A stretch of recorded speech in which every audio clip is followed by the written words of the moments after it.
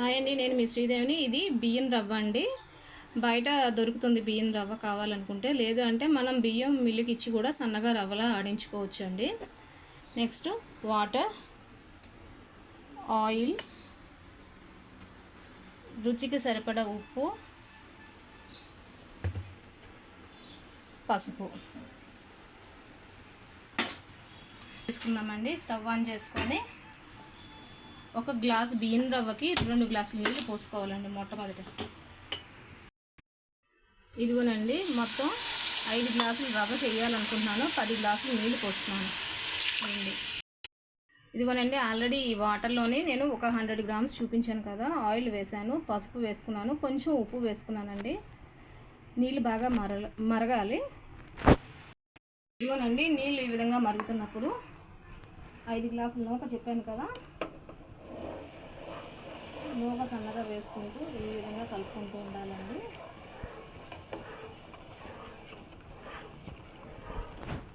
ఉండకట్టకుండా చూసుకోవాలి.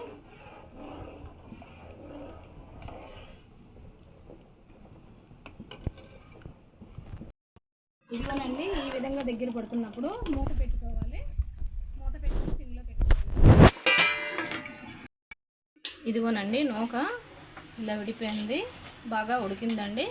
ఇప్పుడు stove off చేసుకొని దీన్ని పక్కన పెట్టుకుందాం. ఇదిగోనండి, నూనె బాగా వేడెక్కింది. ఇప్పుడు ఇందులో ముందుగా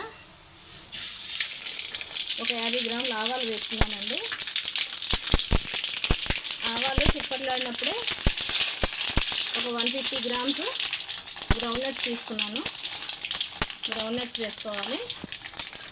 అలాగే ఒక 100 గ్రాములు శనగపప్పు, అలాగే 100 గ్రాములు మినపప్పు, ఒక 30 ఎండుమిరపకాయలు తీసుకున్నానండి. ఇవి సన్నని చిన్నకాయలు. ఈ పోపు బాగా వేగాలండి. ఇందులో కొంచెం ఇంగువ వేసుకోవాలి. ఒక 1/2 స్పూన్ ఇంగువ పౌడర్ వేసుకున్నాను.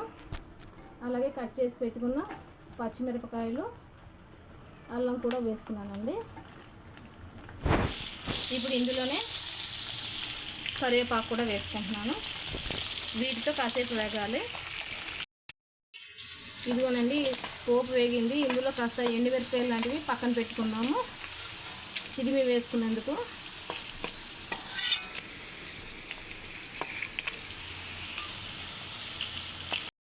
ఇందులోనే ఒక 200 గ్రామ్స్ చింతపండు నానబెట్టి వేసుకున్న రసాన్ని పోస్తున్నానండి.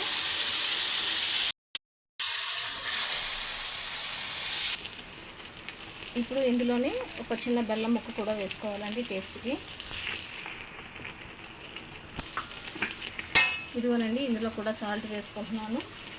కొంచెం తగ్గించి వేసుకోండి, కావాలనుకున్నప్పుడు మళ్ళీ కలుపుకోవచ్చు. ఇదిగోనండి, కొద్దిగా పసుపు వేసుకున్నాను. చింతపండు పులిహోర పోపు రెడీ అయిపోయిందండి. స్టవ్ ఆఫ్ చేసుకున్నాం.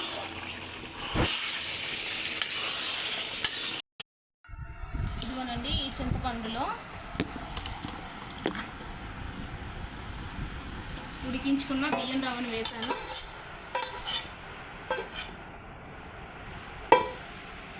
ఇప్పుడు దీన్ని కింద మీద ఇలా కలుపుకోవాలండి, ఉండలు లేకుండా.